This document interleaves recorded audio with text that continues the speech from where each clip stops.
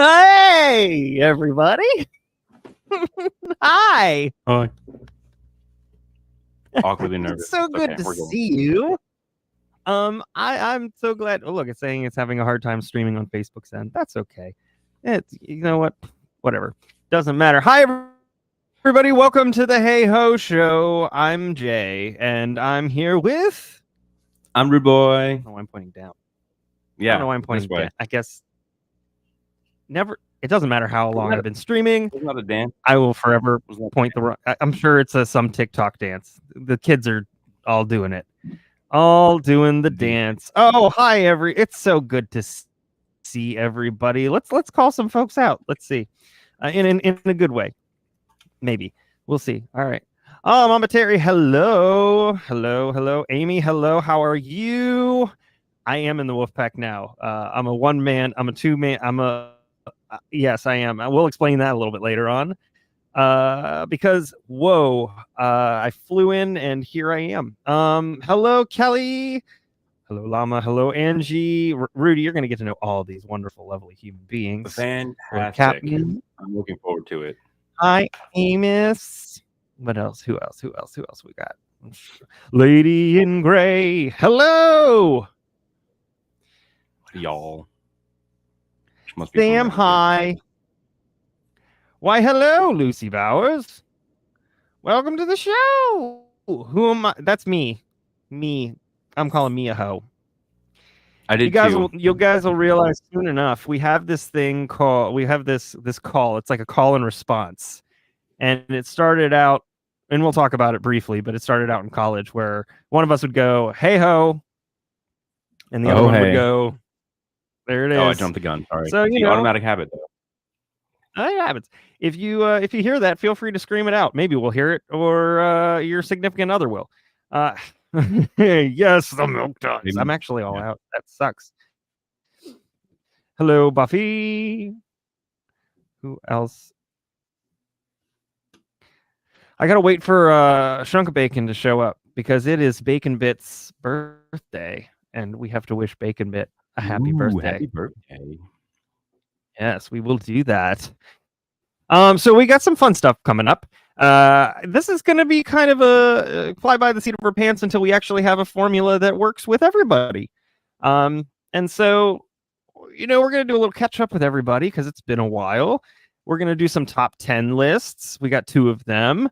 We've got some stupid flipping news and criminals.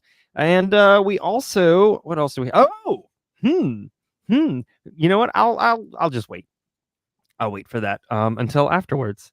But let me do this real quick. Let me share. I'm going to share a screen, but also share. Nope. All right. But then also share my sound. And so now you should be able to hear this. Did you hear the sound effect? I hope you did. Did you? No? Did I miss it? I'm listening. Did it not happen? Through my microphone. Oh, here. Spicy. There it is. Did you hear that? There it is. I did. Okay. I'm telling you. Good. I am so happy that I have the sound effects are back. Not today, Satan. Not today. Yep. Not today. I am thinking excited too. Is it going to be math gas? Gas math? Math gives me gas? Yeah, no math. Does give me gas. We don't math here. We don't math here. Not at all. That definitely does compute. So yeah, we're going to do a little bit of everything. But for those of you who are tuning in for the first time, who don't really know Rudy and myself, hello, welcome. You may know me. Rudy's turning in for the first time too. Yeah. But let's, you know what? I always tell the story. I want you to tell the story. I never hear the story from your side. We're just going to give the quick how we met and kind of how this whole thing came to be. And I feel like that needs to be celebrated. And it needs to be celebrated. So, Rudy, that's all for you. Yeah. Go for it. Yeah. So we went to college together, semi-overlapping. Not really. I like to think we did, but we didn't. And you had a radio show, kind of what we're doing now. And your co-host for the evening had to go. Sorry, it's really hot in here. Had something come up and you needed like a on the spot. Hey, I'm doing something. Text me. Got to do this. Need some help. Are you free? And I was like, sure. Yeah, that sounds interesting. That sounds great. Let me do that. That sounds like a fantastic thing to do. Friendship solidified. Spoiler alert. So Zing. get down to our little radio hobbit hole, right? Because it was like a small little room. It was like this triangular room. Like you'd never want this room in your house the way that it was shaped, but it tended to work for the radio table. But that was right. it. Yeah, and that was the only thing you could basically use this room for was just the radio, which was fine because what else do you need to do in a radio room but have a radio show? Anyway, so we get in there and you're in the hot seat, and yeah, there it is. Yeah, York. Yeah. You're in the hot seat and I'm kind of sitting there just kind of like, awkward college, like I don't really know what I'm doing here, but nobody can see me, so it's okay. And so you hop on and it was with the midday meltdown with Jay and Jen Altizer. Jen, that's right. Jay and Jen. Yeah. I was playing the part of Jen. You looked good. You looked good in that dress, that halter top and the tight jeans. Yeah. Yeah. Sorry, I have cats that are wandering around. They're just off screen, like right over here. Yeah. So it's 3, 2, 1, go, hit the play button, rocking and rolling, do the intro, do the spiel. Hey, y'all, midday meltdown with Jay and co-host today, off doing something else, and got my buddy Rudeboy here. And Rudeboy, do you want to introduce yourself? No. He said no. Yeah, so that kind of puts you in like a weird, like, okay, cool. Right, now what do we do? Because dead air and awkward. Also, spoiler alert, king of awkward. Let's go. Get your ticket punched. So yeah. Ta-da, that's that was it. Yeah, that was pretty much it. And then Midday Meltdown soon became Monday nights from 10 to 12 when we could do that kind of thing and not regret it the next day. And became the Hey Ho Show. And the intro was Blitzkrieg Bop by the Ramones. That's right. We can't do that now, or we'll get copyright striked and taken off the air. And that's okay. What are you gonna do? That's unfortunate. Yeah. I just like playing all my sound effects. Here, I like this one.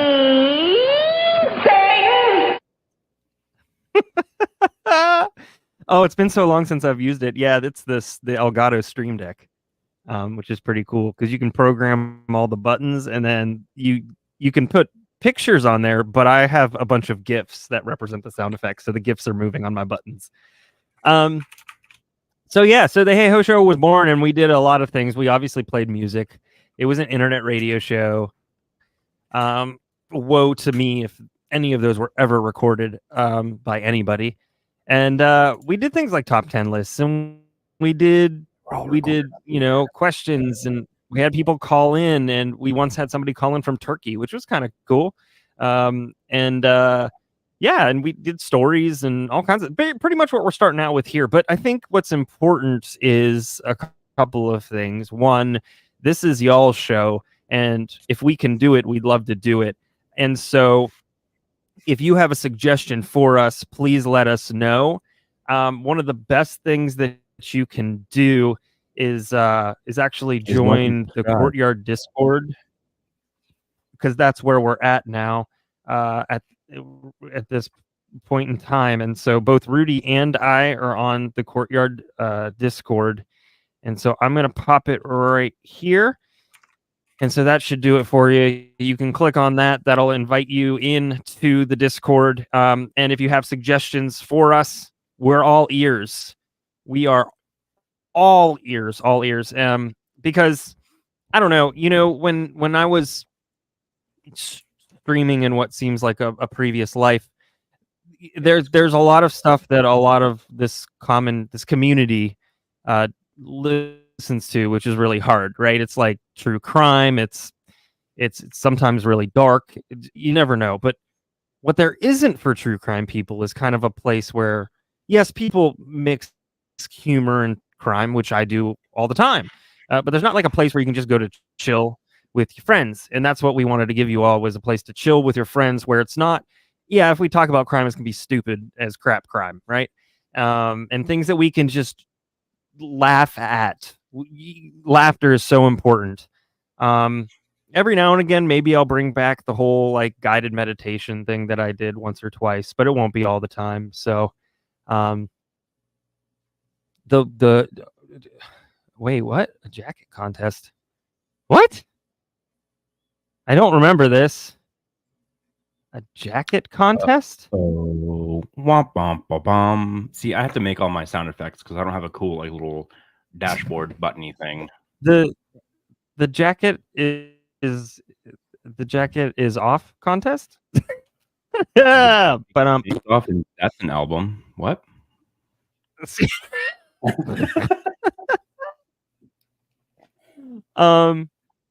Yeah, definitely.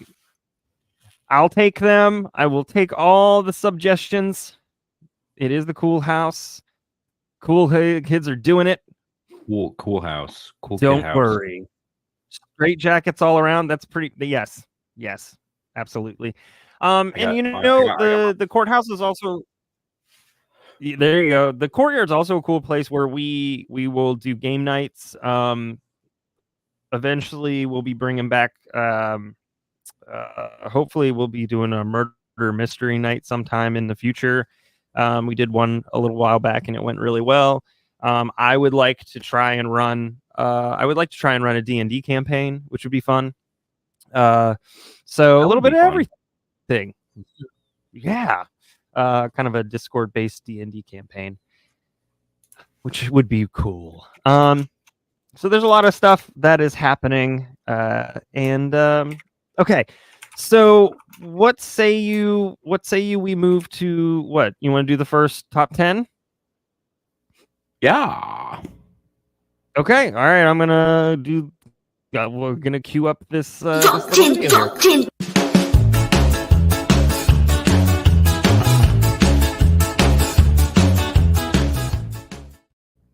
Hey. So you had touched upon kind of morphing this into like a happy kind of hangout session. Need a friendly release. Hobby Friends with enthusiastic. benefits. Sure. You said happy release. I don't know. Well, I mean, but like, Phrasing. yeah. I'm just trying to come up with an awkward segue into one of the top 10s that I picked. Anyway, one of the things that like, awkward. Gaming is a really big part of my life because FWB. Oh Lord, do I get to click on the things and make them go pop? No. Yeah. That's No. No, that doesn't let me click on. Do I have to click on? No, I can't click on. I was going to click on Kelly's FWB thing and make it all big, but yeah, see, like that.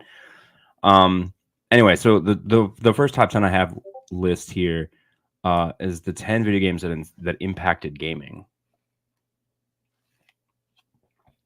Which, knowing the crowd here, is probably y'all are gonna be like, all right, shoo this kid off the stage. But yeah, some of you might boo this man. Yeah, boo me. I need like a little marker that's just like boo, little yellow sign. Are you kidding me? No, nobody will do this. Oh my God, who the hell cares? I've become a shock jock, but also we have a lot of gamers here too. So you go, man. Well, then y'all might know some of these. Yeah. So again, the top 10 video games that impacted gaming. Top 10, number 10 was EverQuest, which is an MMO, a massively multi-online game. Yeah. Oh God is right. Not 2, EverQuest 1, like the original, the OGs. first of the kind. Kind of set the standard, set the blueprint for games to come nowadays. But yeah, never heard. That's okay, because it's like they're from like the 90s, so it's all right. It's all right. Never heard. No, it's EverQuest. It's so you played it though, right? Did you play it? Mm-hmm. So I did. What I played EverQuest 2 more than EverQuest 1, but yeah. What made it influential though? It really defined how MMOs are played today. Yeah. Actually, you can't really see it, but this poster right here is. I wonder if I can. Captain says a college crush was so into EverQuest we could find him as needed in the LAN cafe. See, people do know it. Interesting. But anyway, I don't know if you guys can see it. It's Dark Age of Camelot, which is kind of the same vein of what EverQuest was. Yeah. But it was more like rooted in fantasy. Like Arthurian legend, King Arthur, that kind of thing, like Midgard, like there's a historical background to it, not just like elves and bows and swords and trolls and axes and stuff. Yes. So that was number 10. So yeah, EverQuest. So if you know it, you love it, and sometimes you hate it, but I still loved it because it was EverQuest. That light was bothering me. Welcome to ADHD again, everybody. You know how I am. All right, so EverQuest. What's the yeah, right.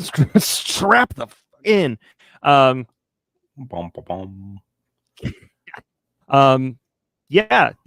So what was the next one?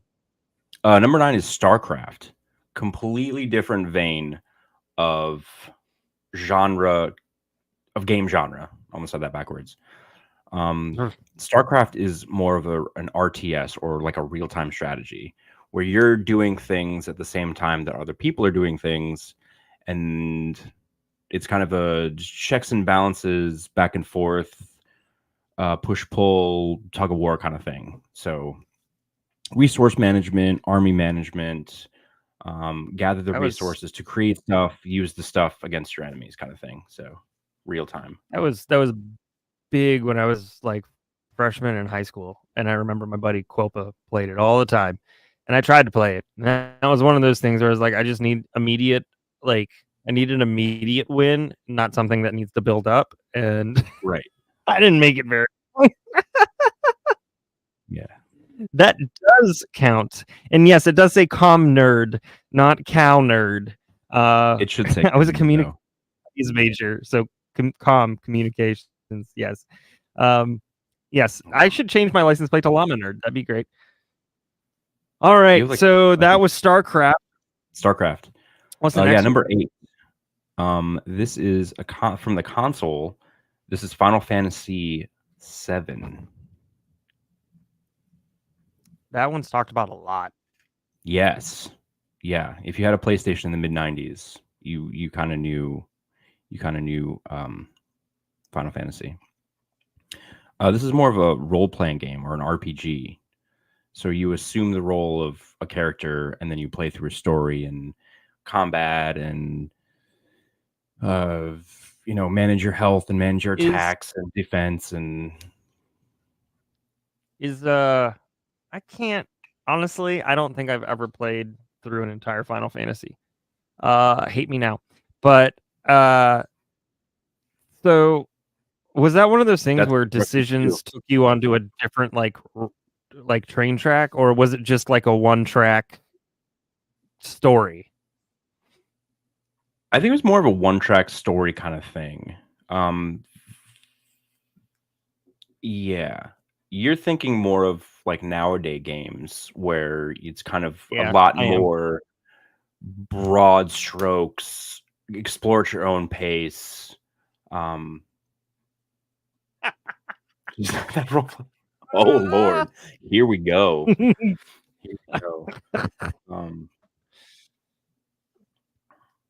All right, so Final Fantasy. Yeah, Final Fantasy was number 8. Yes, sorry. Final Fantasy VII was number 8. Yes, the new ones are weird. The new ones Um, are weird. I have yet they're to. I very want different. to, but They're haven't yet. very, very different. They're open world, which I don't quite understand too much. I 'Cause feel you- like that's it's the equivalent of D&D 5. Like nobody wants it, or 4.5, whatever the one that people hate. 4, D&D 4. Four. Yeah, that's it. That's how I see this. They need to go back. Yeah. Number 7 is everybody's probably gonna know of this game. Grand Theft Auto 3. One way or another, For- you know about GTA. Right. Yeah. Yeah. GTA. That's if there was a game like, you know how like the Beatles were like the devil's music, right? GTA was like the devil's game. Right. You know, these big blocky strippers. It's just And that's why I made this list for that reason. Also known as like a sandbox game, or what you were talking about just a little while ago, that open worldness where you could pretty much go anywhere you wanted, do anything you wanted, to whomever you wanted. So yeah, kind of paved the way for games nowadays in multiple avenues. Angie liked Echo. Echo, that's from Sega Genesis. That was a good one. Yeah, it was. 6 is one of my favorites. I think it should be higher on the list, but that's okay. It's Halo. Oh. Yes. that soundtrack, I feel like that was one of the more like immersive soundtracks. Like it just went with the game. You didn't feel like it was in the way. It just worked. Right. Yeah. The top 10 list doesn't mention anything about the music, but I think you have a very valid point there. Because a lot of these soundtracks nowadays from video games are not terrible music. But people don't buy they're music. not. No, and they're unfortunate. yeah, there are some games where I'll hear the soundtrack and I'll be like, I got to go find that somewhere. It's great music to do anything to, you know, I like to work sometimes with that kind of music. So it's cool stuff. What, for Halo, what did they say why Halo was there? Yeah. This is the start timeline wise of online gaming. So you've got your Halo is on Xbox, right? Microsoft. Pitfall. Yeah. Xbox Live, right? So you're online, you got your controller, you got your headset, you got your Mountain Dew, you got your frozen pizza or your bagel bites, and you're strapped in for, 3 or 4 hours into all night. I'm just gonna play one more game, Mom. Shut this shit off. It's 3:00 in the morning. Go to fuck to bed. You have school in the morning. I have to hit a checkpoint. Yeah, right. Yeah, absolutely. The days before autosave. Right. Halo was a first-person shooter, or FPS. And again, born with that Xbox Live, that kind of start to online console gaming, which gave way to Call of Duty nowadays. Call of Duty isn't on this list, but it's kind of a precursor to the foundation. Yes. Thank you. Yeah. For sure. And there's multiple Halos. Like I think 3 ODST, one of them, 2, something like that. So many now. But yeah, it really it paved the way for first person action packed online shooters. So I think that's why I made this list. I gotta tried Call of Duty. I kept shooting at the sky. I love it. It's safer that way, but eventually they come down. So, walk away once you do it. Number 5, halfway like there, is Tetris, surprisingly. Which is kind of weird. Kind of weird. I mean, yeah, but I mean, I guess, what built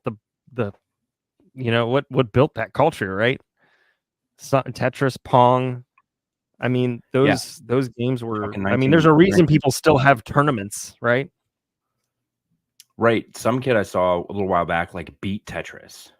My dad sent me check this. Yeah. My dad sent me the email with an article about a kid beating Tetris. That's what I'm saying. Like that, Tetris is a game that spans generations, and you can talk to each other about it, and like Tetris. Even my kid knows Tetris, right? Little Bruise Crime. Well, bigger Little Bruise Crime knows Tetris. Tetris is one. Do you remember? I don't know if you remember this. Pong.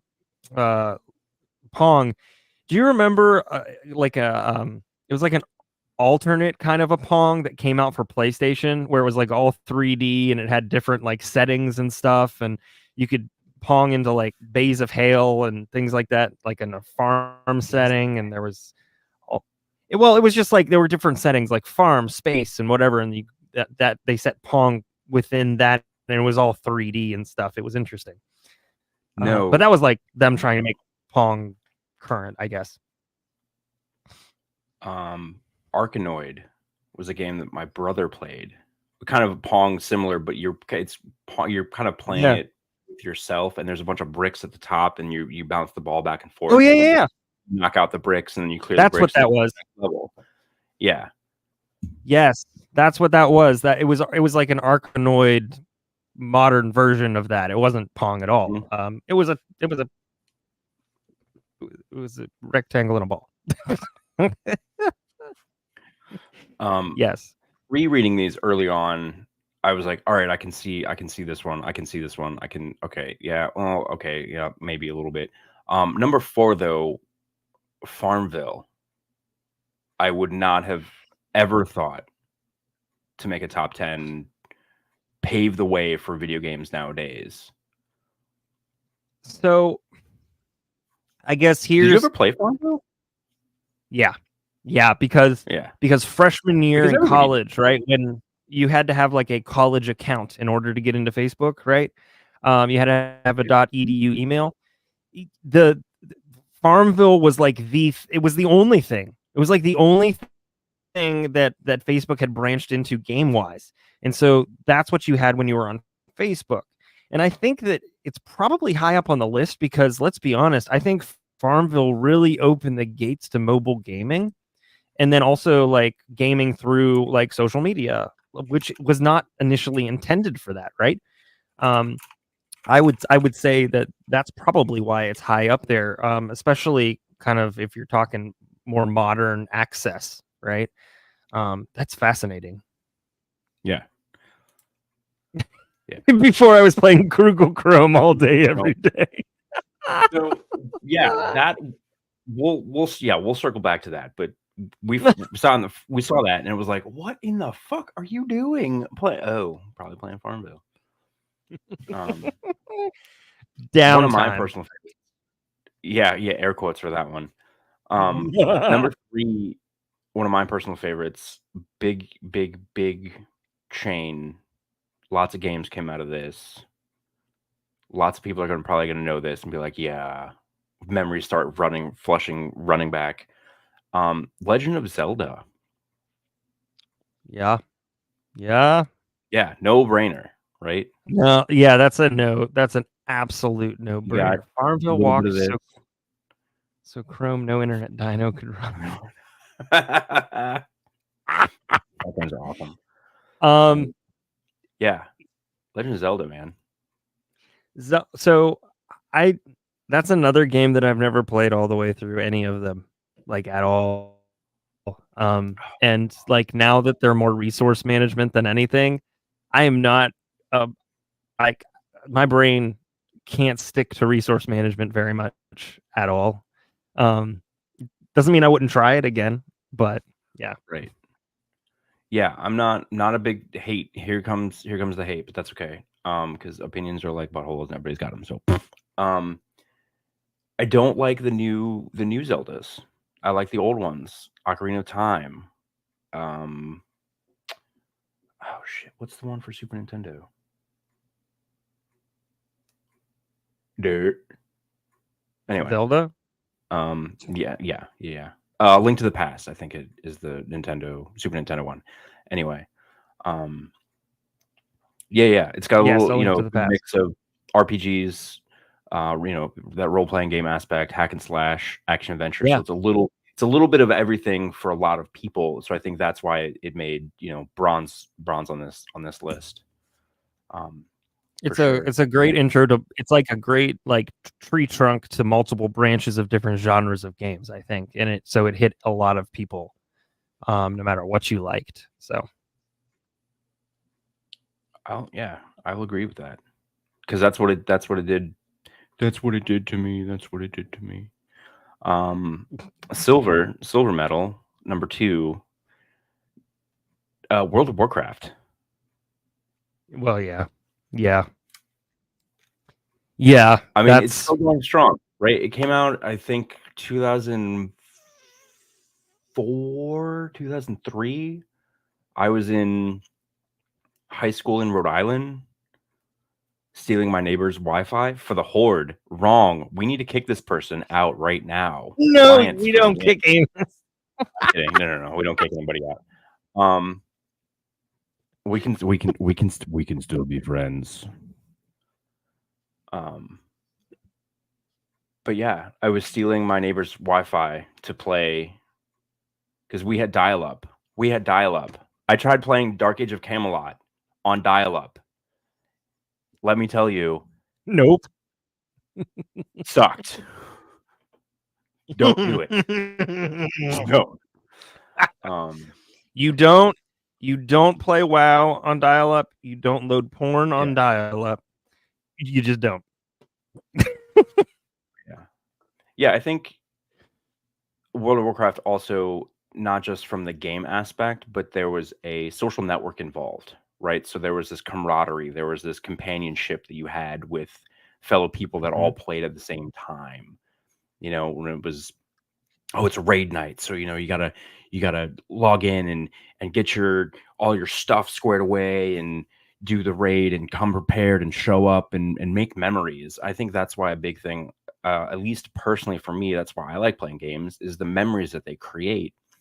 Because I can open a video game and whip out my controller and play for 3 or 4 hours, but it's like, where are the stories there, right? So Yeah. We had what do we do? What did we call it? Call of Duty Beer Ops? Call of Broski? Yeah, you and me. Call of Duty beer ups. Yes, we did. Yeah, Call of Brewski beer ups. We we get like a 6 or 12 pack of beer and just drink and play video games, right? And so all of that, we don't remember the video game necessarily, but we remember doing that together, and I think that's a great thing, especially with World of Warcraft. It hits on that camaraderie and that friendship and companionship and unity, bonding. I think it's interesting because we're talking about in the realm of games, right? But I think WoW did something more, because it did set up for that community-based gaming to then expand to community-based watching. I don't think that we would have a successful of YouTube Live if WoW never existed. Do you know what I mean? Right. I don't think it really set up for, now whether you were part of society that accepted it or not is a different story, but it really set up an acceptable way of gathering together to achieve something, right? And I think that that created the environment for social media, things like YouTube, things like now places like Netflix and other things, you can now watch things together, right? So Twitch is a big thing still to I this think day. WoW really did that. Definitely laid the groundwork for building upon that for the future. And their player base, I think, is still growing, which is astronomical. 10 million something players. I think Bells wants a Kit Kat bar. You need a Kit Kat break soundboard. Oh, hey, Chris. Hi, Chris. Oh yeah, that's very well. No, it's true. I mean, there's a level in which you kind of have to like you got to You balance, also right? you gotta take the good with the bad. Yeah, no worries there. Trying to recruit me. Yeah, and Yeah, because the alliance is the best. Down with the horde. Did I? all right, so that was number 2, right? That was number What's 2. gold? Gold. I would like to know, what do y'all think number 1 is? I'll give you a quick recap. I'll give you a quick recap. Yeah, do that. 10, EverQuest. Number 9 was StarCraft. We had Final Fantasy 7 at the number 8 slot. Oh, they do love me. They do love me. Yay. 7 was Grand Theft Auto. Halo was number 6. 5, Tetris. Farmville, number 4. Legend of Zelda, World of Warcraft. Mario or Sonic.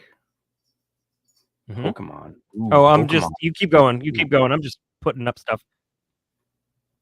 Yeah, I was just reading it. Fortnite. These are good. These are good ones. But number 1, gold spot. Do you have like a drum roll sound? I can tap my desk, but nobody wants to hear that shit. Hi, Bean. How about this? How about this? Oh my. I'll take it. Yeah.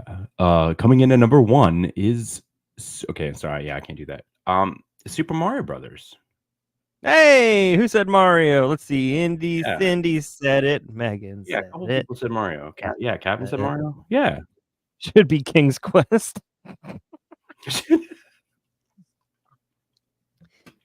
All right, Mario. Yeah. Came from Nintendo, man. It started video gaming. I mean that if they didn't do that, I mean that would have been I think people would have rioted. Yeah, because they were kicking People would have rioted. They were churning those games out too. I think every year, every 2 years or something like that. It was pretty fast paced release schedule for the good old Italian plumber. Oh yeah. No, for sure. And I mean even I have this. Right? Just the old game over sound effect. Oh yeah, that's right. One of my text tones is the you reveal the secret hidden area in Legend of Zelda. Yeah, I mean it's just so it's dopamine activated. You know, absolutely. Yeah. You know, for the Leisure Suit Larry. That's the Hey Ho after show where we talk about Leisure Suit Larry. It sure is. You're darn right. The Hey Ho after show. That's brilliant. I'm gonna have to remember that one. Oh my gosh. So is that our top 10 for the video games? That was number 1. That was number 1. All right. Well, that was fun. That was a good top 10. Top 10, top 10.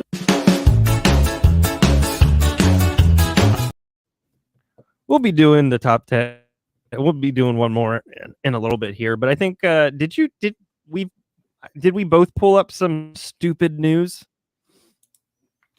I pulled up Dumb as Criminal. That works too, though. Anytime you play music, I just gotta all right. dance into it. Well, we all do, man.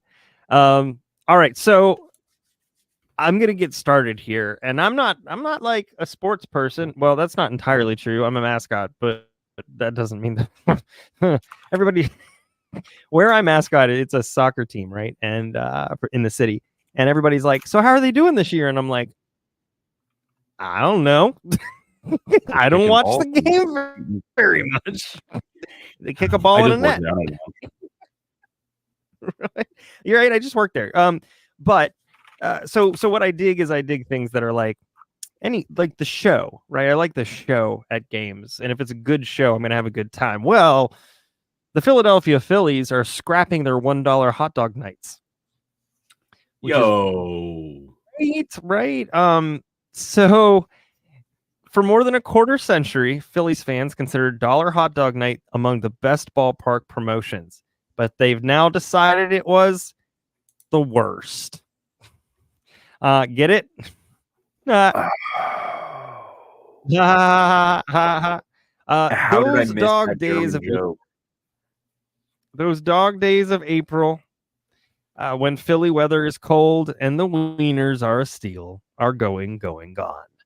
The Phillies officially ended the popular promotion Thursday and replaced dollar dogs on select dates with a 2-for-1 deal at 2 April games at Citizens Bank Park. A statement from the team said that the change was made, quote, based on the organization's ongoing commitment to provide a positive experience. I feel like dollar hot dogs are a positive experience. But what wasn't positive was that armed with projectile frankfurters, some unruly Phillies fans began chucking their favorite meat. That's That's phrasing. Phrasing. their meat during a game last year, and the dogs soared like cans of corn throughout the state. I don't understand that. That's a weird. Cans of corn. I don't understand that, but okay, the dogs soared throughout the stands and onto the field. The demand for the discount dogs also led to clogged lanes, if not arteries, on the concourse, and the cramped spaces led to security and safety concerns. Ooh. So, and then April 11th game last season turned into a Philly food fight when fans, largely good-naturedly, tossed their ballpark franks in several sections, leading to multiple ejections. So that wasn't just the throwing. There was a lot more going on. But, to be frank, the Phillies don't necessarily need to slash prices these days to pack in the crowds. So they're doing fine. You know, they last season they saw 3 million fans, but they're getting rid of the free wieners. You know, they could at least make them 35 cents. Oh, that's more than $1, so, or less than $1. So yeah, I don't math. Fact, we don't math here. So We don't Yep. math. sure does. All right. So you got one for me? I got a story. Yeah, I got a story about dollar hot dog. So my dad and I went to a Nationals game, and it just so happens it was dollar hot dog day. So he stands in line for like 40 minutes, comes back with 3 hot dogs. I was like, Father, Okay. you stood in line and you couldn't even bring back at least 2 hot dogs per person?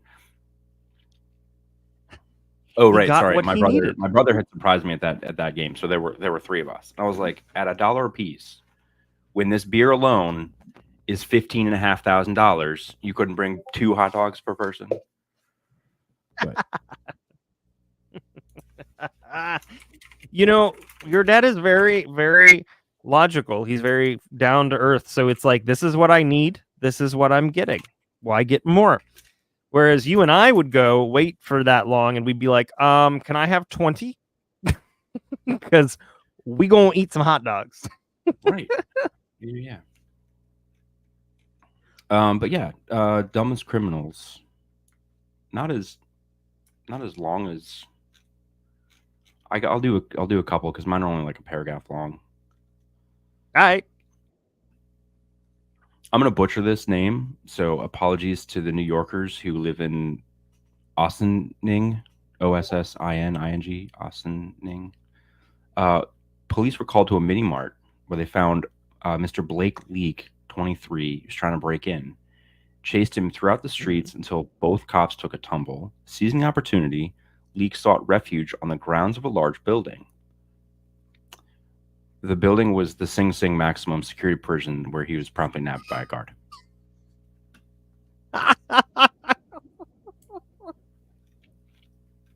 Got him. Here, let me help you doing your job. Yeah. You know what? It was nice of him. He saved the taxpayers some money. He's already there. Right? Let's see here. That's for true. Trio, can't butcher anything. Facts there. D's nuts. I saw that. Trio drug thieves. I can't talk. We can't math. I can't talk. It's cool.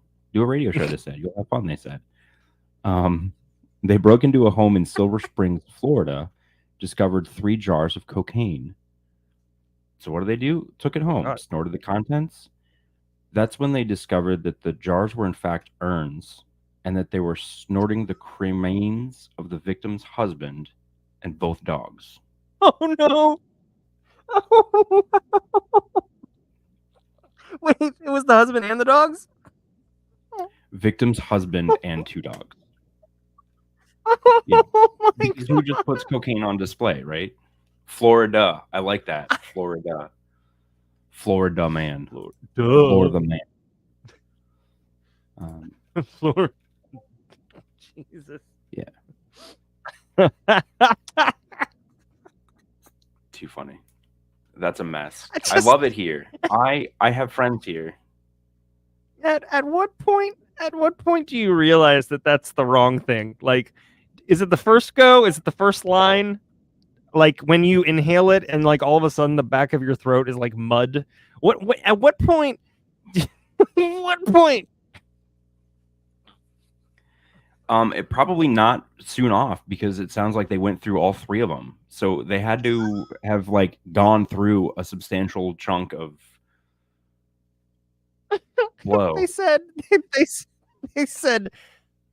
oh, you know what would be great? You know how like when you were younger and like you had a beer and you're like, I'm so drunk right now.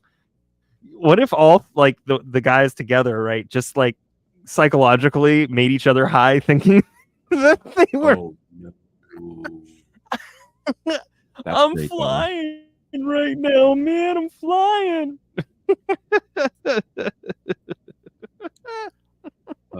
Speaking of flying, a woman in Fresno, California, was stopped at a DUI checkpoint for being soused. Ever helpful. She offered up this info. Quote, "My husband's right behind me, and he's even drunker than I am." Where was this at? Carried. Where? California, Fresno. Cali. So stupid. Stupid is, stupid does, sir. Facts. What's another one here? The cop goes. You get nothing. You lose. Good day, sir. I love that one. Midwest. No, here's a Midwest one. Beaver Creek, Ohio. A thief from Beaver Creek, Ohio. Oh. The teller called 911. Beaver Creek. The teller called 911 and asked for medics. But you have to applaud the man's stick-to-itiveness. While the ambulance was en route, the suspect handed a note to the teller demanding all of her cash. Oh, it turns out he was in the middle of robbing the bank. He fainted.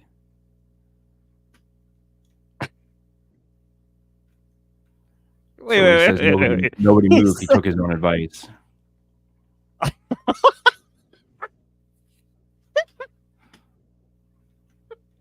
This is a stick. Right? Ohio never disappoints. You mean Northern Kentucky never disappoints. Northern Kentucky never. Start over. Oh, no. Late to the party, but present nonetheless. Hello, Annie. Oh my gosh. That's yes. One more. You need carbo load. You need to carbo load before you never know. You don't know how long you're going to be running. I'm just saying. That's true.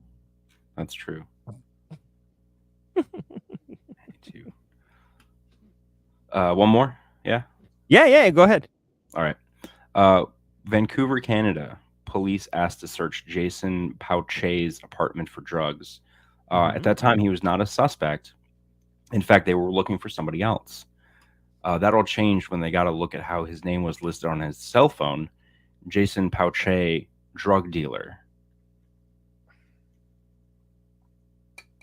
Sir. Wait, that was his cell phone's name or his name on the cell phone? Name on the cell phone. Yeah. That's hysterical. Yeah. You might as well say, "Hi, my name is," and just wear one of those stickers, you know? Right? Right? That's ridiculous. We were watching the. Did you hear about the whole Alec Baldwin shooting on the Rust set? That kind of that deal that happened. Like Gorilla Grip. So we're watching the. Oh yeah, that's Angie. That's where I'm going for. That's where I'm going next. So they're doing the trial of the armorer who was not really doing what they needed to, and for many reasons. But that's not the point. The point is that one of the pieces of evidence, or a couple of them, were text messages, right, and some other things like that, because that's what they'll do, and then they publish them, and it goes up on the screen. Well, first off, the lawyers were dumb enough; they didn't redact phone numbers. Stupid. After a break, all of a sudden, the lawyer and like this girl was, or this woman was getting a ton of messages because they didn't redact it. But they put the name of the cell phone at the bottom because that's what Celebrite will do, and the name of her phone was Gorilla Grip Pussy Pal. Got him. On court TV for all to see. I wish I could like this. I can't click this any harder to like it right now. Which one? Whenever I Venmo a friend, I make the memo pounds of cocaine. Yep, that one right there. This one right here. This thing. This right here. I can't punch my screen any harder to like that. Great. Now that's what he's gonna do to me now. I'm gonna send you $1 just to say that. Nobody's gonna believe that it's $1 for pounds of cocaine. Yeah, but now that this is recorded, it's 35 cents for the rest of the year. That's right. Yeah, we're only 35 cents. It's only 35 cents. So those were great. There is news that came out on Valentine's Day where a New York City man was trying to smuggle something through a U.S.-Canadian border, and he was crossing, and he was sentenced to a year of probation and fined $5,000. What was he trying to smuggle?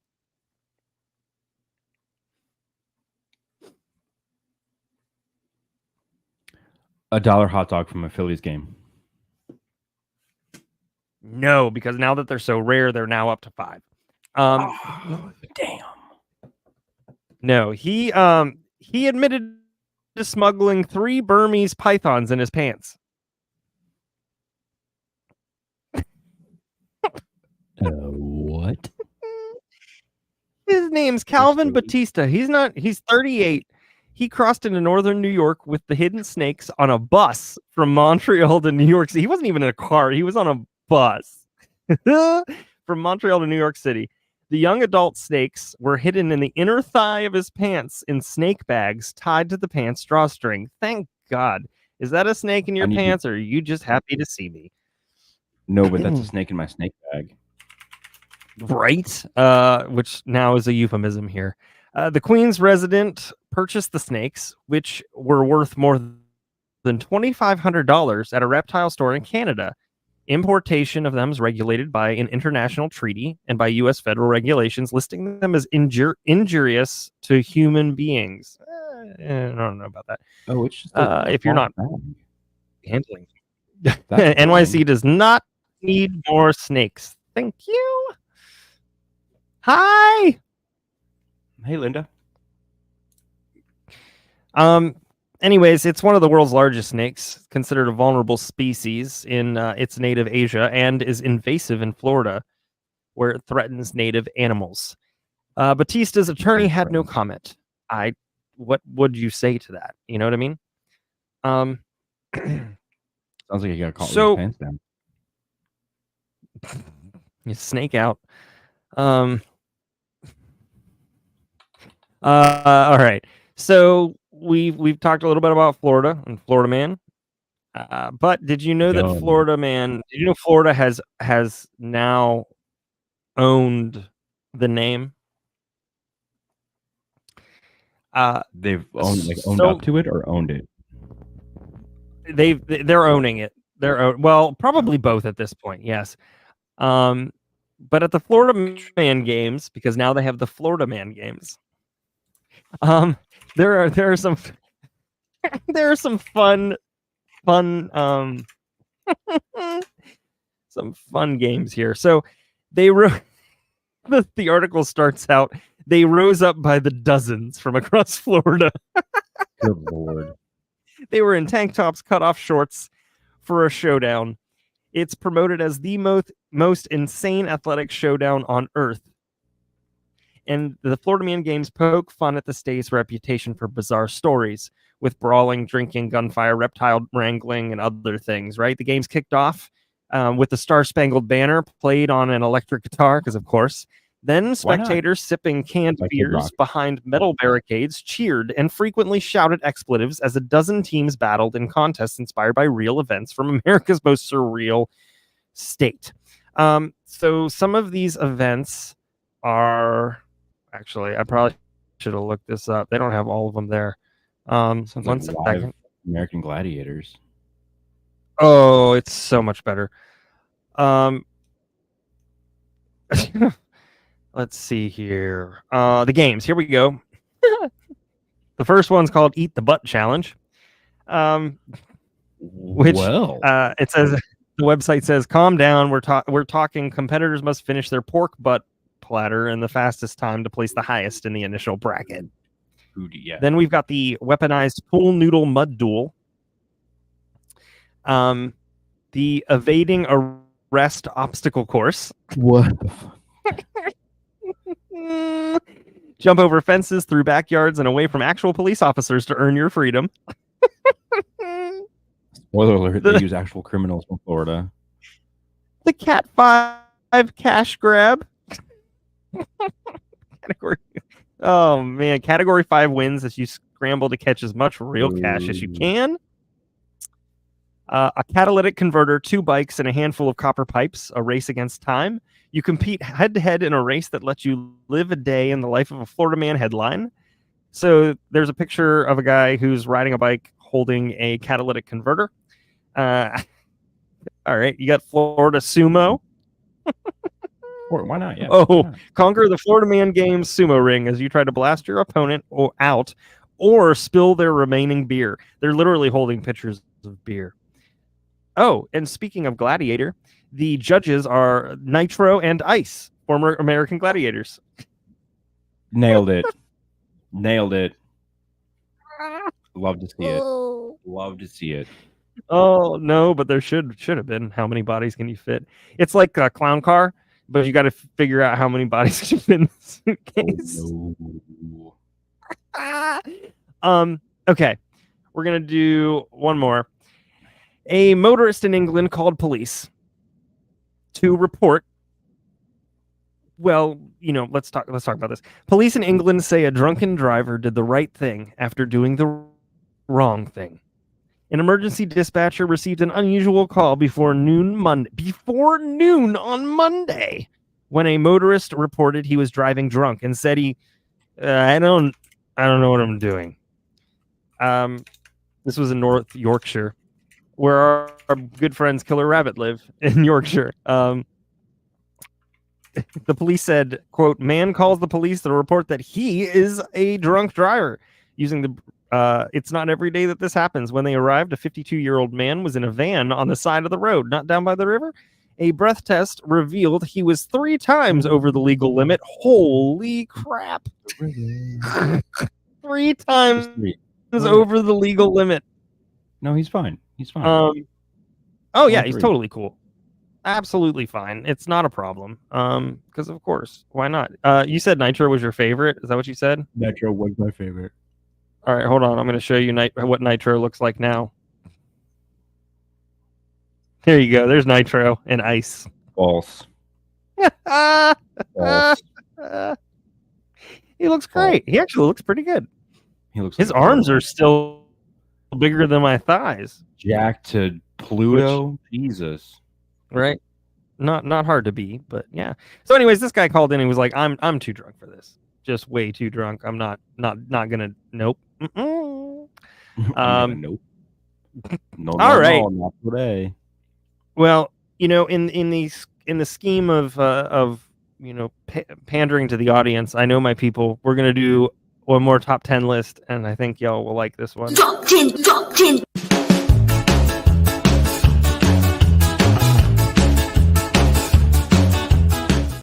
I mean, All right, everybody. This is the top 10 list of totally normal foods that were once considered aphrodisiacs. oh right. Oh, it's gonna be a good time. All right, so people have been drawn to things that promise them youth, longevity. I wanted to add more and fertility. And a lot of places will offer this still, but nearly every food has been linked to libido enhancement. Kitty! It's a kitty. This is Bean. Everybody say hi. Hi, Bean. That's a kitty. You're going to get like a whole bunch of, I know. in a second here. I'm going to put him down. Thank you, buddy. Okay, Bean said, I don't like being in front of this. She said, Bean's like, I'm more of like a tech kind of a person. All right. So let's talk a little bit about, here are 10 totally normal foods that were historically thought to be aphrodisiacs and the tales of how they got their reputation. Number 10, beans. Well, wait, like baked beans? Yep. How is that an? Oh, hold on. Dr. What? Pretty kitty. Hold on. Dr. Spencer Reed is ladies' kitty. Oh, hi. Yes, yeah, beans. I know this is confusing. It's a staple. I wouldn't call it a staple of many diets today, but all right. It comes in many varieties. But centuries before they became Hannibal Lecter's famous side dish, they were thought to be an aphrodisiac. They had this reputation in early modern England, roughly between the 16th and 18th centuries. And during this time, there were four main ways that a food could come to be considered an aphrodisiac. There were foods that felt hot or warmed the body, foods that were thought to be especially nourishing, and foods that fell under the, quote, doctrine of signatures, which is to say they looked like certain body parts. The last category was deeply unsexy sounding windy meats. These were foods that caused flatulence, like beans. It was thought that the same air that was expelled when people passed wind also inflated men in preparation for the bedroom. What goes in definitely comes out. Wow.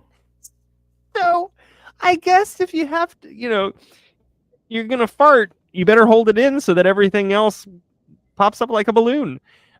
No. Wrong kind of inflation. So, I mean, here's the thing. Yes, and the more you eat, the more you fart. That's what my grandpa taught me. Like, do you put a cork in it? Like, do you cork yourself? I mean, I guess maybe that's where the butt plugs came in. Maybe that's where they were invented. You eat the beans, you plug it up, and then like a nightmarish balloon. All right. The thing of nightmare. Number 9, mustard. What? This is so weird, sir. All right. So, one food for which the aphrodisiac effect was thought to come from its heat was mustard. The sensation comes from the mustard plant's natural defense mechanism, which releases compounds called long scientific name, to irritate and poison pests that try to eat it. The eye-watering bite people feel when they eat mustard happens when these compounds come into contact with pain-stimulating proteins in their mouths. The intensity is tempered by other ingredients such as vinegar. Now, people have been enjoying this effect since ancient times. The Romans even grew mustard throughout Gaul, modern-day France, once they had conquered it. When monastic communities began to spring up across Europe, they took over its production. Well, at least some of them did. While many of these holy men refined and perfected the production of mustard, other monks believed it was an aphrodisiac. Not wishing to be tempted to stray from their chaste path, many of these monks banned themselves from eating or making the condiment. Ooh. I mean, I don't think time would stop it from being one. You know what? Try it and tell me what happens. That's what I say. I think it's subjective too. Sandwich. Mustard. Oh, for sure. Negative. Mustard is gross. Number 8, potatoes. This is crazy. Despite let's see. Okay, so while monks were doing their best to avoid aphrodisiacs, those living less spiritual lives were ready to gobble them up. I feel like nothing's changed, right? A reflection of this can be found in Shakespeare's play, The Merry Wives of Windsor. In the play, Shakespeare's regular comic character, John Falstaff, is an unlucky wannabe Lothario. Although his intentions and actions are, or we should say Michael Nightshade, although his intentions and actions are less than godly, when he meets the wives in the forest, he prays for something that at first seems like a very strange request. Quote, "Let the sky rain potatoes," he says. Yes, potatoes. Despite the character's love for food and drink, he does not mean this literally. What he's asking for is success or prowess with the ladies. It made perfect sense to Shakespeare and contemporaries. Potatoes were widely considered to have those kind of qualities in 16th and 17th century. Yay! What do you think? Potatoes? I mean, I enjoy potatoes. French fries, crinkle cut fries, fried potatoes, mashed potatoes, boiled potatoes. Not raw potatoes and salt and pepper, although baked mashed, yeah, all of the above. Potatoes on a stick. Potatoes on a You know, stick. I mean, I guess you could do that. You could treat potatoes like whipped cream, I suppose, if you really like them. Drizzle them on somebody. Those are my thoughts. That you need that as a button. Right? All right, number 7, carrots. Carrots. No, hold on. Are you eating them or because the top 10 doesn't specify necessarily? Anyway, no, you go ahead. You ever heard of the abbreviation Bob? It's okay if you haven't. Like the builder? No. No. Built on bread, built on Bob stands for battery operated boyfriend. Okay. You get that now. Yeah, you get it. Yeah. So this one, this was not battery operated boyfriend, it was bunny operated boyfriend. All right. Anyways, moving on. So the ancient Greeks and Romans would have heard that they were good for something very different indeed, but probably not when they were children. Carrots, like most vaguely phallic vegetables, were thought to be an aphrodisiac that loosened the inhibitions of people who ate enough of them. Before the medieval doctrine of the signatures, the shape of the veg was not a strict rule. The Romans also thought cucumbers cooled one's desires. The Buffy operated boyfriend. Anyways, the effect of carrots was widely accepted in ancient times. This is one of those things we all have seen. Most of us have seen Magic School Bus, and we all know what happened when Arnold ate way too many orange-colored things. He turned orange, right? So I don't know where the carrots come into that. Number 6 would not be a surprise to anybody. What is nowadays, tech-wise, etc., the most aphrodisiac / phallic symbol that you can use? Cheetos. What? I don't know. I was still trying to think orange on the orange wavelength. Oh, fair. No, this is more purple. Ooh. There it is. Eggplant. So it's not a new idea using this as a visual euphemism. And it didn't start with smartphones. It's not even unique to Western cultures. Its resemblance to the male organ can be found in Korean literature and Japanese haiku. Beliefs about its aphrodisiac effects have been found throughout history in Asia, Africa, and Europe. In 16th century France, it was even known as a pomme d'amour, or love apple. Ooh. But belief in it was probably not based on its appearance alone, nor was this the only effect it was thought to have. So eggplants belong. Oh, here you go.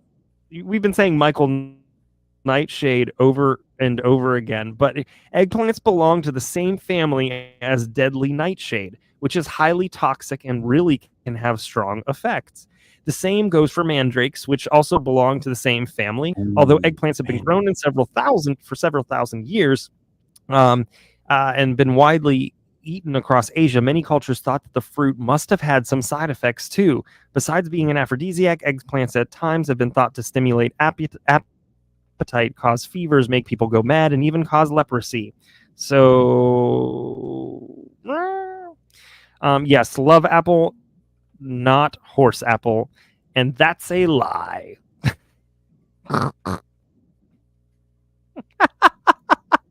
Listen, we're just talking about the top 10 normal foods that were once aphrodisiacs. All right, number 5 is parsnips.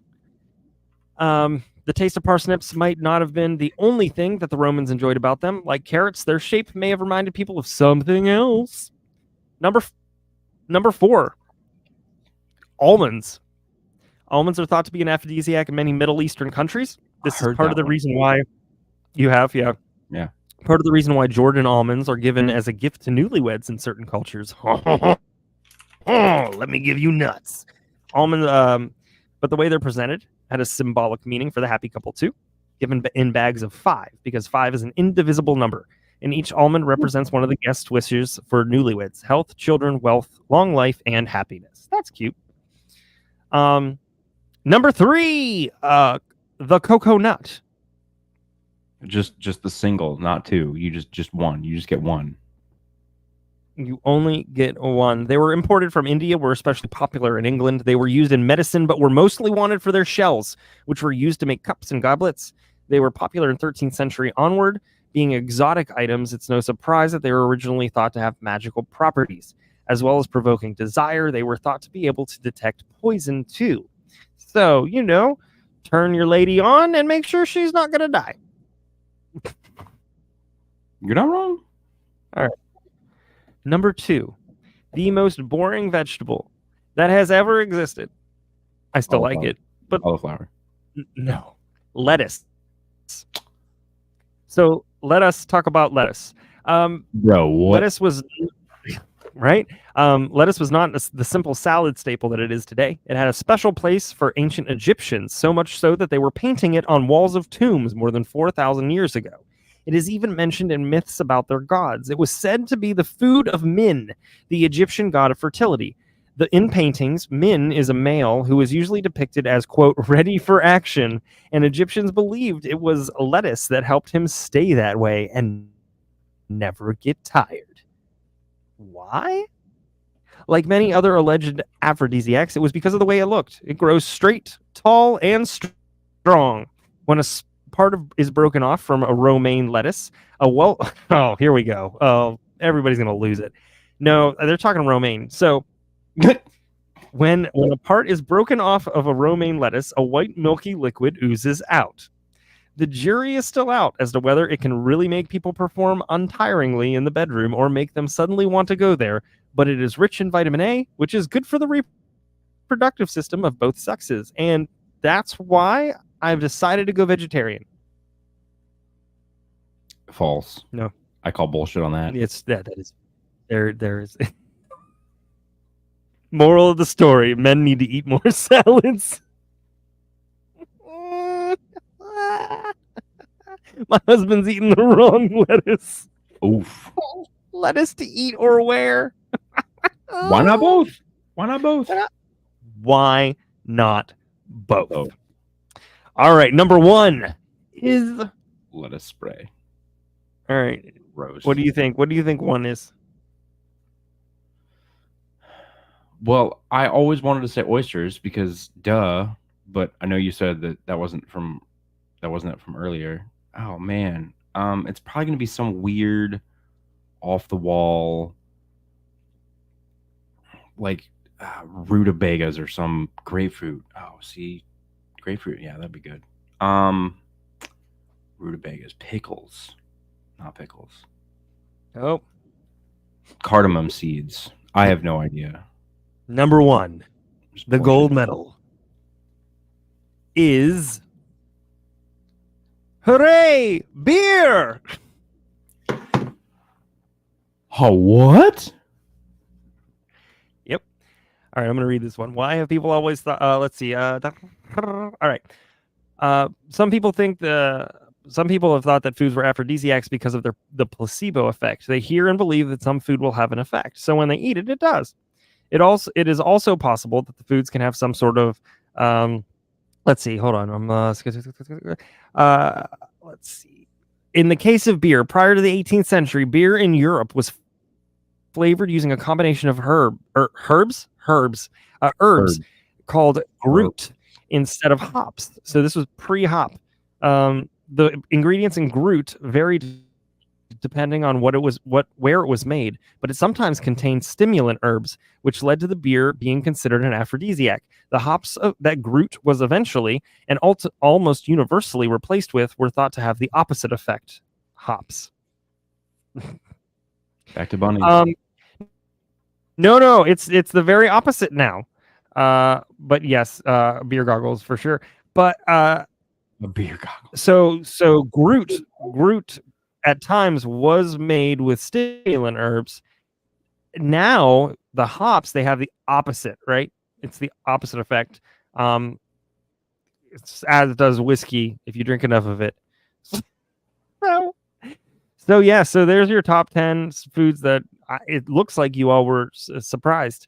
So you got beans, mustard, potatoes, carrots, eggplant, parsnips, almonds, cocoa nuts, lettuce, and beer. So there's your top 10.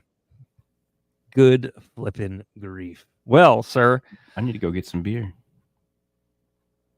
Yeah, that's true. That's tomorrow. Before we move on, I totally forgot to mention, like, the reason why I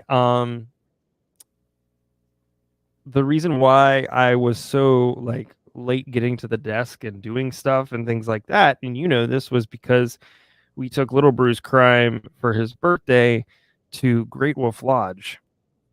Yeah. Which, I mean, if I pull out my pockets, you will see no more money. It is an expensive place. You can find deals, which is great, but here's the thing. You do the deal, you buy the pass, and then you're like, oh, well, I already bought this, so here's a bunch of stuff that's free, but here are some add-ons, right? So then you buy the add-ons. I knew what I was doing. I knew what they were doing, whatever. Anyways, it's insane.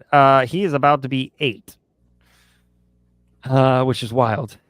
Holy shit. Can't believe anybody in this world let me procreate. Doesn't matter. Rudy most probably really can't understand why that happened or how. I was there for his first cake smash. You were not mine. Did you? Oh yeah, no. Your son's. All yeah, right. no, I was not there for your first cake Yeah. smash. Anyway, so we did they have the water park, which is great. We had a good time. And then they have the Magic Quest where you get a wand and you wave the wand and the things happen, and then you do the missions, and it's basically D&D in real life. So my nerd self was so happy. However, I will say this: we did the original quest, and the original quest was super long. I mean, it's like 6 to 8 hours to finish this, kind of like doing it. And you wait till I tell you about the second you one. don't stop and start, right? You start it and then you just keep going, finish. No. You can start and stop whenever. So like we would do like, we'd get to spots. We'd get to points where, like, for instance, you would end a D&D day of campaign, right? Like a good spot to stop. And I would make sure we stopped at a good spot, because of course I did. And so anyway, so it did probably take that long, but here's what we didn't expect. We didn't expect we didn't expect to be walking within the hotel probably between 14 to 16 miles to do this. Just yesterday, to get to where we were to finish, we did 7.5 miles. Holy shit. There was a tree, but he didn't sing. So that's the original one, right? The new one that they have, and they know what they're doing. This totem thing, you use totems, they fight. It's kind of like Pokemon almost, but the gameplay for that is 15 to 20 hours. And so you either really commit to it, or you're expected to come back, right, to continue the story. Oh, right. So they know what they're doing, right? Yeah. Oh yeah, for sure. But yeah, we probably walked a good 20 miles over the past 3 days, just between everything and all the steps and all the water. I need a nap. I'm here. Damn it. They are making that money. But it was a good time. We had a good time. I enjoyed it. And it was good. It was good. All right. See, they're gonna make those memories, and then in like 10 years, they're gonna talk to each other and be like, you know what? Remember that time that we went to Great Wolf Lodge? And you're gonna sit there in your chair and your beer and your almonds and your lettuce, and you're gonna go, damn, that's right. The thing that was cool is that, and although this was the most expensive pass that we could have gotten for both of them, the kids accidentally got all the most expensive things they could that were already paid for. So like they have a Build-A-Bear in the hotel, because of course they do. And like with the pass, you get like a free Build-A-Bear, you get like a free personalized like leather bracelet and scoop of ice cream and all that kind of stuff. Like you get a whole bunch of free stuff. One of the things that I loved was you get like a free card to go to their arcade. And the arcade's got a lot of stuff. It's like how Chuck E. Cheese used to be with the tickets and stuff, right? Jamie got really, the coin pusher games? Yes. So we found this game that was like, it was pearls. So they were like wider, like little white balls, right? And I saw these two machines, and right next to each other, they had like the little small ones, but then they also had like bigger pearls that were like almost looked like bouncy balls. And one of them had that right on the edge. And I was like, Jamie, we can do this, right? And he had like 3 swipes left. Anyway, so he swipes and he's pushing stuff, and we're getting some tickets or whatever. And then finally that one goes over. And I know that it needs to hit the one red like segment, because once the ball comes down, it goes into like this spinning wheel, and there's like multiple holes in the spinning wheel. And there's one segment that is red, and it needs to go in the red one to get the most tickets that you could, because they build up as the balls go through it. But that was the highest one. Nice. And damn it if it didn't go right where it needed to go. Yes. Gotta love it. So I'm sitting there watching tickets like pour out, and he ends up getting on that one swipe. I think he pulled 350 tickets. We ended up with, between the two of them, we ended up with 1,600 tickets. And then some woman came up to me with her 2 kids and was like, here's a card. There are no swipes on it, but there are tickets. It's about 5,500. Here's our card with 5,500 tickets. And I said, are you sure? She was like, yes. Good luck. And I was like, I don't know what she's talking all about. day. Okay. My feet are tired. I want to go home. Take my stuff. Yeah. And I was like, well, I don't really understand. So we finished everything. This was the last thing we were going to do before we left the hotel, because there's no way we're carrying around all this shit, because you check out at 11 on the last day, but you can stay the rest of the day. Right. So you pack your stuff up, you put your stuff in your van, and you can go back to the water park and do the rest of the stuff as, for that final day.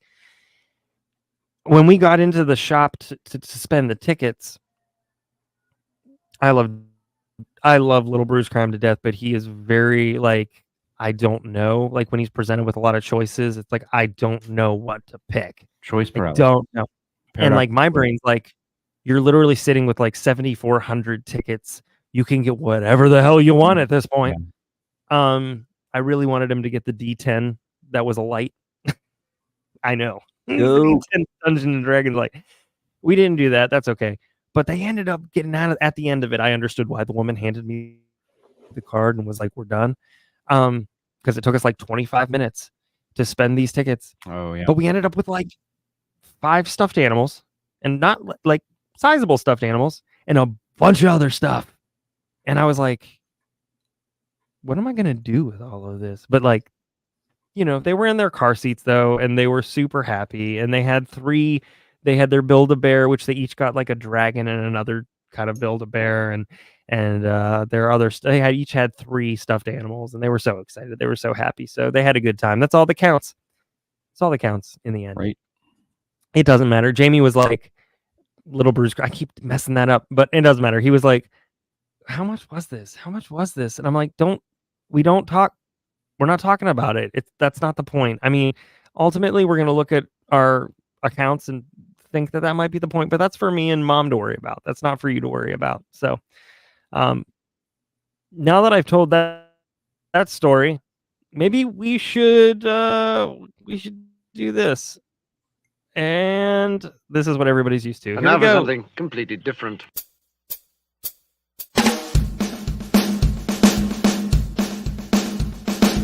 It's that time of the show again when we like to do a quiz. I quite like the quiz. Have a listen to the question and then shout what the answer is. Okay, I get it. It's your chance to show us that you're smart. I am very smart.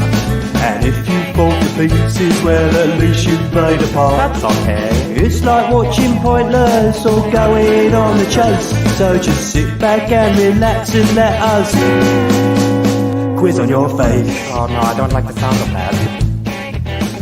Quiz on your face. Oh no, come on, please no. Quiz on your face. Stop that. Stop it. Stop it. Quiz on your face. Oh, it's everywhere. Oh, it's so good to hear that again. Cheap bangs! Cheap bangs! So good to hear that again. She bangs.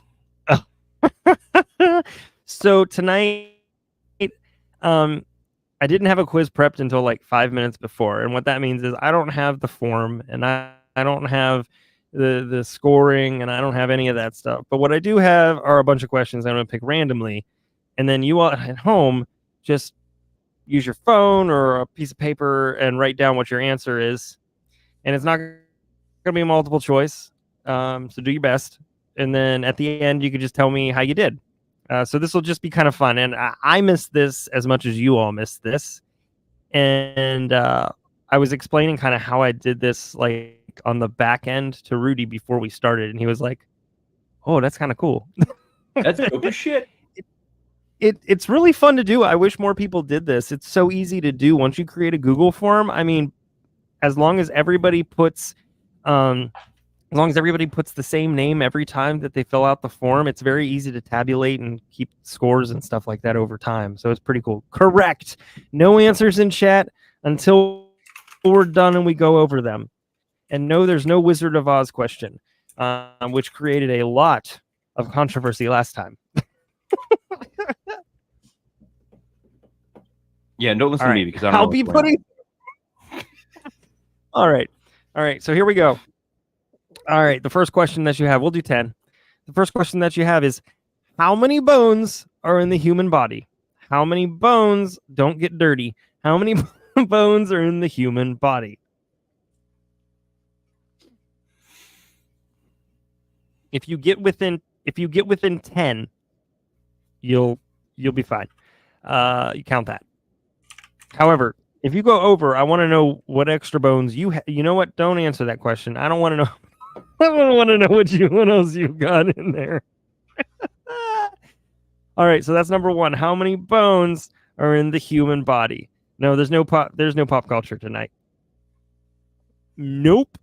All right, so that's number 1. Number 2, what are diamonds made of? Number 2 is what are diamonds made of? Rudy will be putting the wrong answers in the chat. Okay. That's what they're made of, a girl's best friend. Right? That's how that saying goes, right? Diamonds are made of a girl's best friend. I can see that. Or a rapper. You know, I know rappers like diamonds. All right. Let's see. Blood. Well, hopefully not. I mean, hopefully you do ethically sourced diamonds. But I mean, you know, if Hey, I blood can't can be judge. ethically sourced if you get a consent form.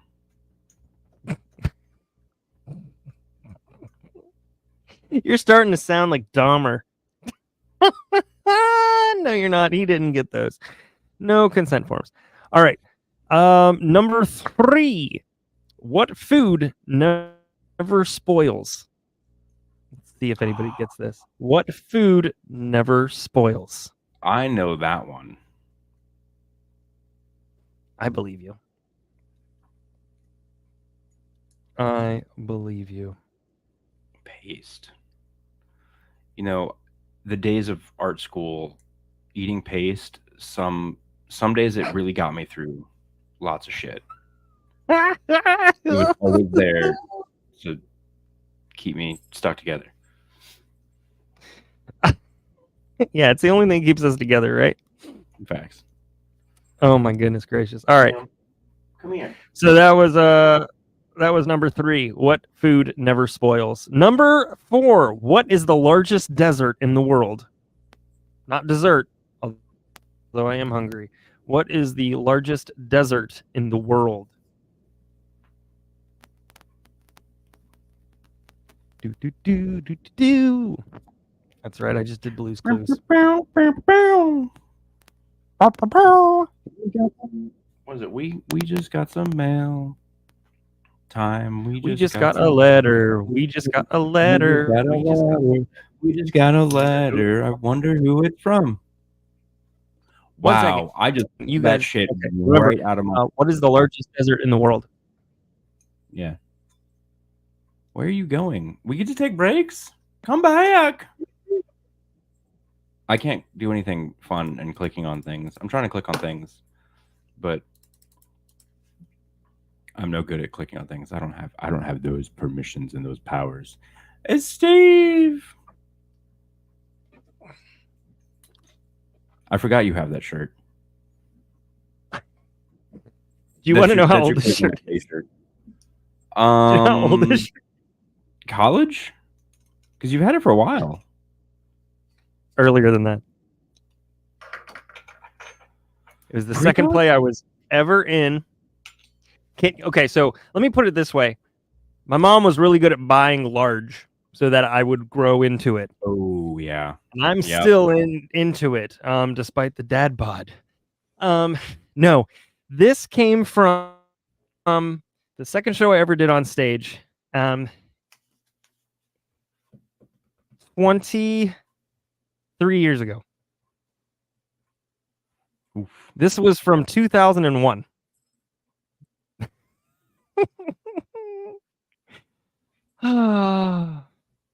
It's just sitting in the closet. I knew where it was.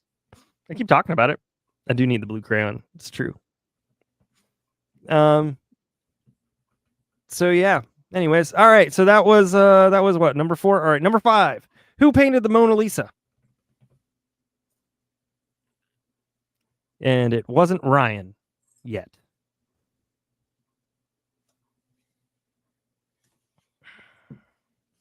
Quick shout out to International Women's Day. Oh, is that? I think that's today. Is it? I think so. Facebook told me. That's my cat.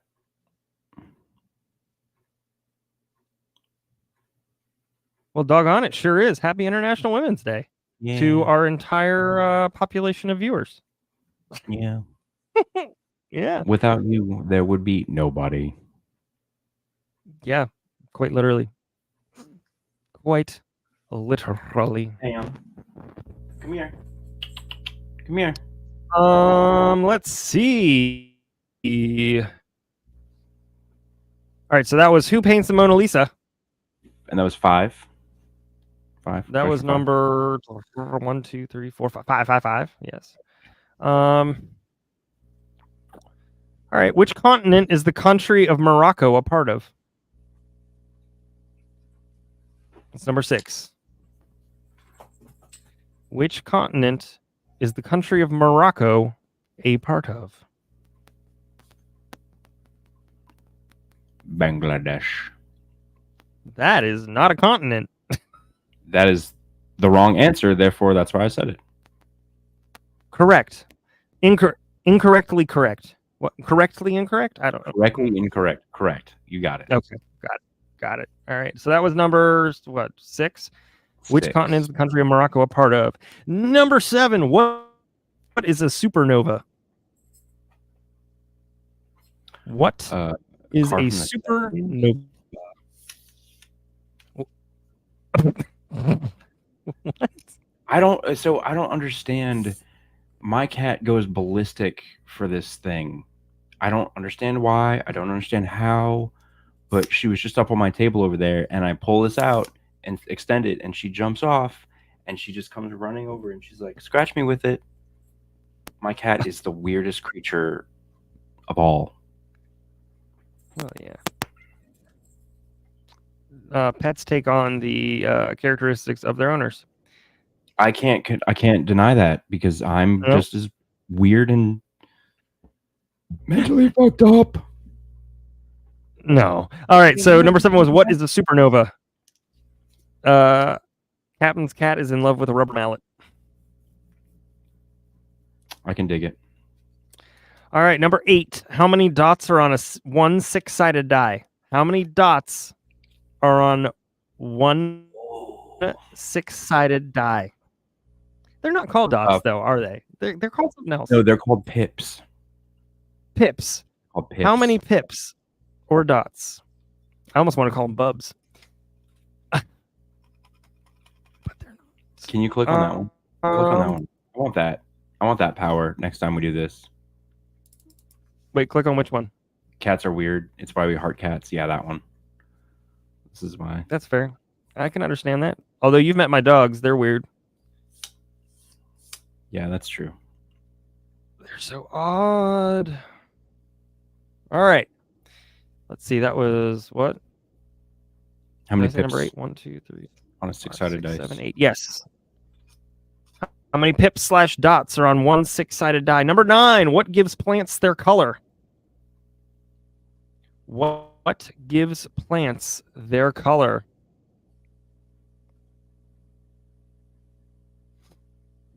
No, that's too close. My joke is too close to the real answer. Never mind.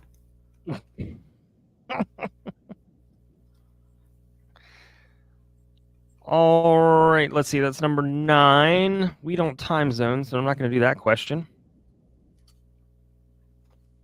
GMT.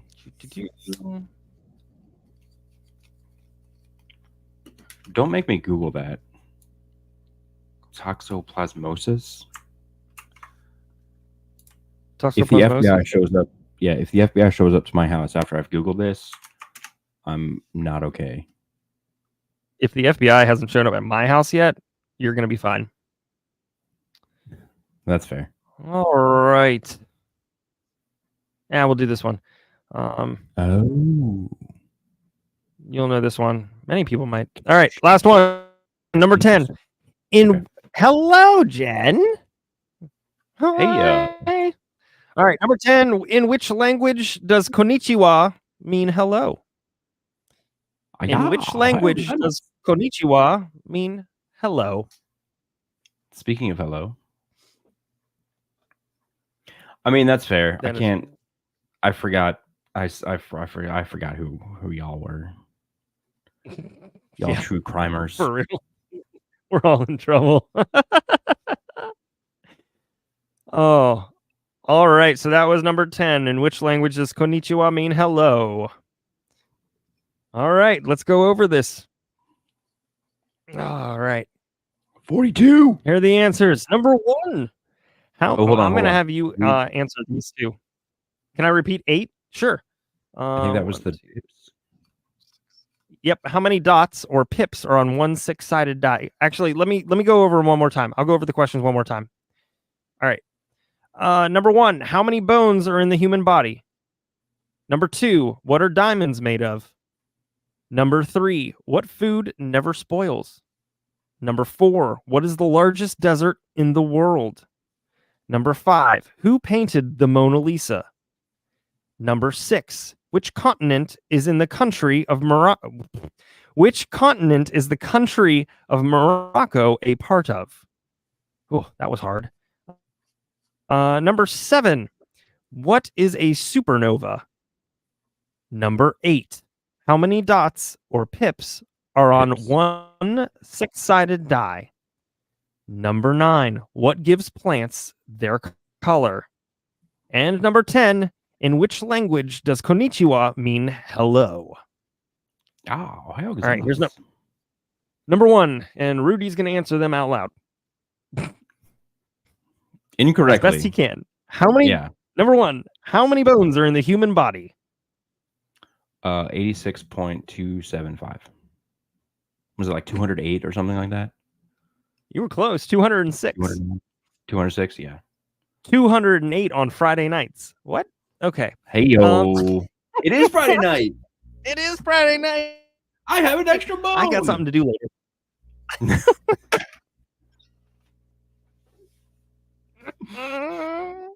Stupid idiot. So good. All right. Number 2. What are diamonds made of? Ryan, what are diamonds made of?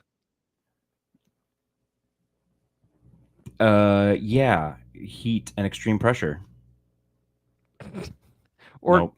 Well, coal. What is coal made of, right? Oh, carbon. There you go. Carbon. Yeah. Yes. Finish her. Well, that's supposed to say finish him, but I put that sound effect together for Jody Arias, so it checks out still. He's The ultimate shade of it all. all right. Number 3, what food never spoils? Honey. Correct. Honey. It is.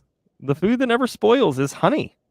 Now, if you give me a bottle of honey that's 10 years old, I probably am not going to use it. However, it never spoils. And you got it. I had no idea until just now when I read these to you, because I 100% just picked them out. All right, number 4. What is the largest desert in the world? Damn. The Sahara? Nope. Oh, okay. The largest desert in the world is Antarctica. I feel like that's a trick question. Maybe a little bit. Just a little bit of a trick question. I feel like tiny. You just tricked me. Well, maybe a little. Yeah.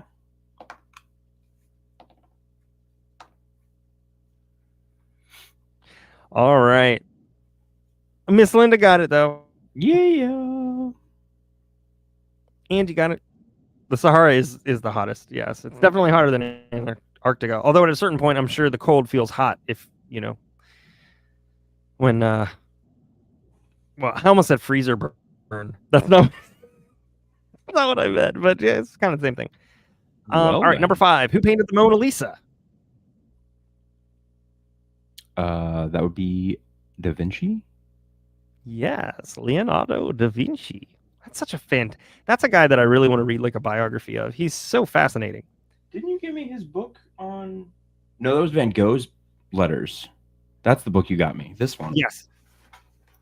Yeah, the one with yeah, that's another fantastically interesting human being. Yeah. And that's also one of the most moving episodes of Doctor Who, the Van Gogh episode. All right, so that was number 5. Number 6. Which continent is the country of Morocco a part of? North America. No. Yep. I got nothing on that one. Got like 7 options. The continent is Africa. Africa. There we go. I'm telling you, if we ever formed like an interstate quiz team, I know who we're going to. All right, cool. All right. That was not me. That was number 6. So the country Morocco is part of the continent Morocco is part of is Africa. Number 7. What is a supernova? Car from the 70s? No. Not in this case, but that's fair. A circular celestial being. You're right. 1970. Nicely done. Ah, got it.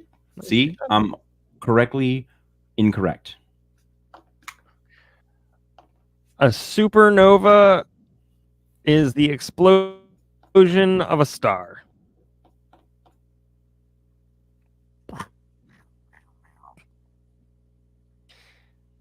Nice. All right. Number 8. How many pips are on one 6-sided die? How many pips / dots are on one 6-sided die? So the answer is 12. No. And what? 42.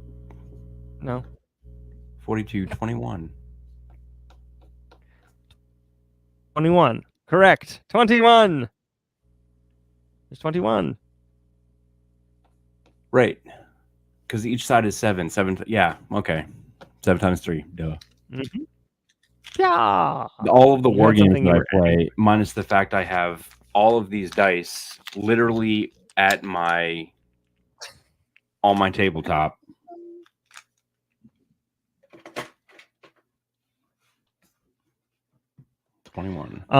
Yes, 21. Number 9. What gives plants their color? Chloroform. Phil. Chlorophyll. There it is. Sorry. Yeah. Sorry. Chloroform. I mean, you give me enough and I'll agree with whatever you say. For sure. All right. So that was number 9. What gives plants their color? It's chlorophyll. Number 10. In which language does konnichiwa mean hello? Yes. Yeah. Japanese. Yeah. Japanese. Yes. Japanese. Fun fact for all of you here with us, JT already knows this fact, but I was actually born in Japan. Yes. I think that's another reason why we kind of like connected so well. We're both military brats. Both our parents were actually in the Navy. And also we both spent some time in Japan.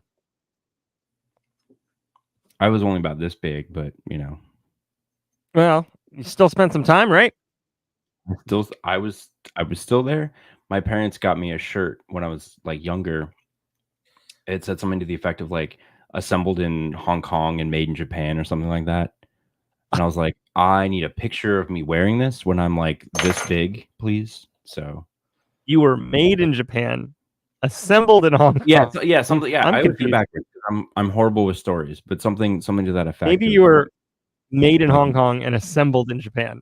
Something. I don't know. We're talking about we're having a conversation about where your parents created you, and I don't know if I'm comfortable. But it's okay. Hey, Navy, go Navy! Woo! Yay, Navy! Navy! Yes. So that is well. Before we go, how many did you all get? Tell me. Out of 10. Yeah. Is that my son? I got like 6.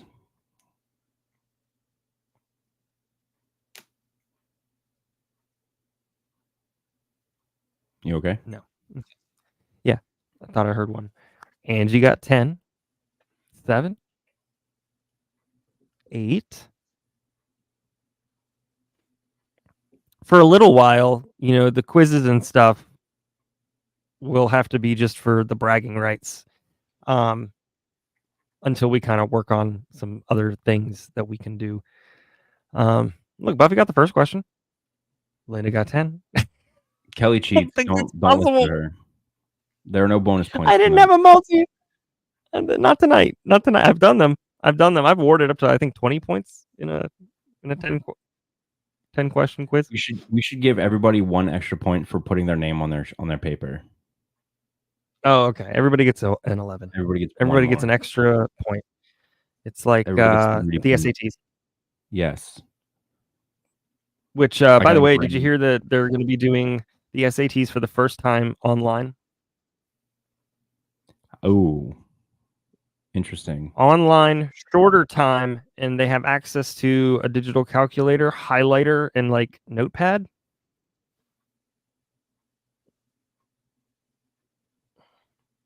I don't know how I feel about that. I don't know either. But I'm going to be honest with you. Colleges, ever since, the first year that I was part of the first year that did the essay portion of the SATs when they introduced the essays.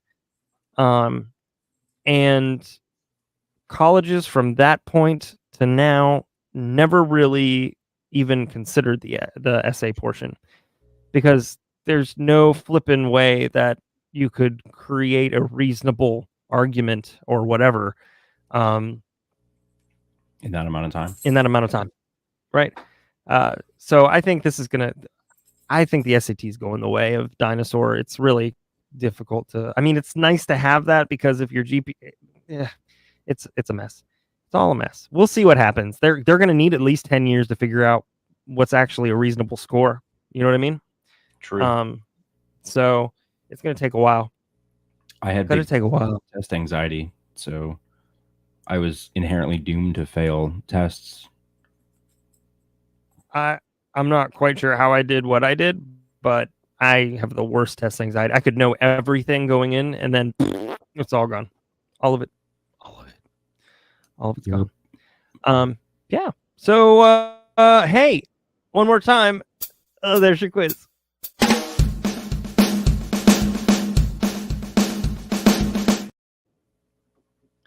I don't have an outro for the quiz yet, so oh well. Just play the intro. I did just then. Is that thing dope? See, it works. That was the beginning part of the intro. Nailed it. Oh my gosh. I am. You're correct. No, okay. So listen, you popped in here a little afterwards. We talked about this. This is a 24, 23-year-old shirt. Rugby shirt. And it came from the actual Blues Clues store online. Did my mom order? I think she did. I think she ordered. Yeah, she found it. I don't know how she found it, but it is the right colors and everything. Your mom this is Steve. Like my mom, creative as fuck. She found a way to get it to our area, so I don't know, but yep. Oh, yep, we did too. And then Blue came out with a movie on, I don't know, Paramount or whatever. It was actually pretty good, where all three, Steve, Joe, and I can't remember the new guy's name, but they all were in the same, like Steve came back, which is crazy. So yeah.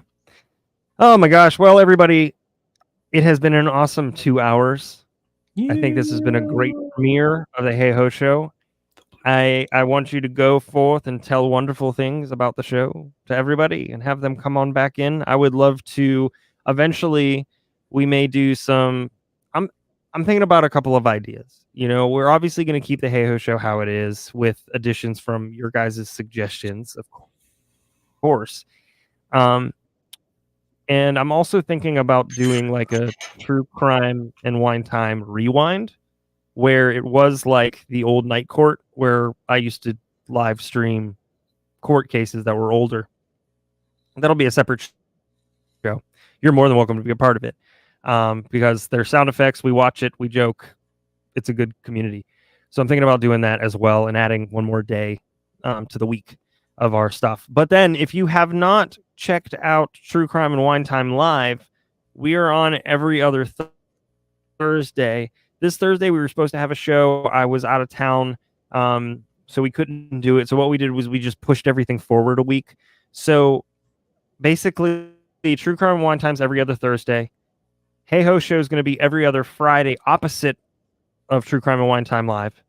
And then I am going to see if I can add in, without overdoing it, add in maybe 1 or 2 days of True Crime and Wine Time Rewind, where we do old court cases. And so, yes, and this is the big... This show is our mental breaks. These are our mental breaks when court gets heavy. This is so you can come and relax. Correct. So yeah. So thanks for being a part of the first premiere episode. I appreciate it. I know Rudy appreciates it. You are correct. We might start it again. Because if nobody's seen it, we might have to start it again. Or maybe we'll just pick up where we left off with Joel Guy. That guy is fascinating, Ryan. Mr. Joel Guy decided he wanted money, decided he didn't want to be kicked out of his parents' house, decided he was going to decapitate his parents and try to melt them in a plastic tub. No, we are not doing Jody. That is over. That is in the past. So much is in the past. Nope. Not doing it. Look, Rudy, you did it. Oh, thanks. It's like I have friends here now. I'm welcome in the group of friendship circles. Thanks, guys and girls. As long as it doesn't become a drum circle, we'll be all right. Yes, hopefully it won't go down.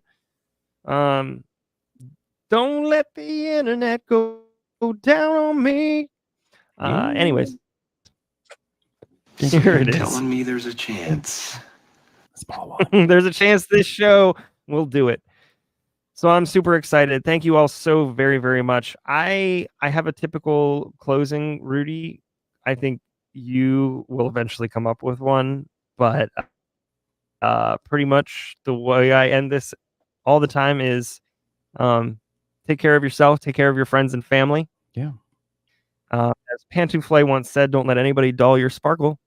And shine on, you crazy, sparkling, awesome, fantastic diamonds who have stuck with, even in the downtime, to come back and make the Hey Ho Show amazing. So thank you all so very much. Rudy, anything to close us out? Stay in your lane, don't yuck anybody else's yum, and have a good time. Hey ho. Bazinga. Ho hey.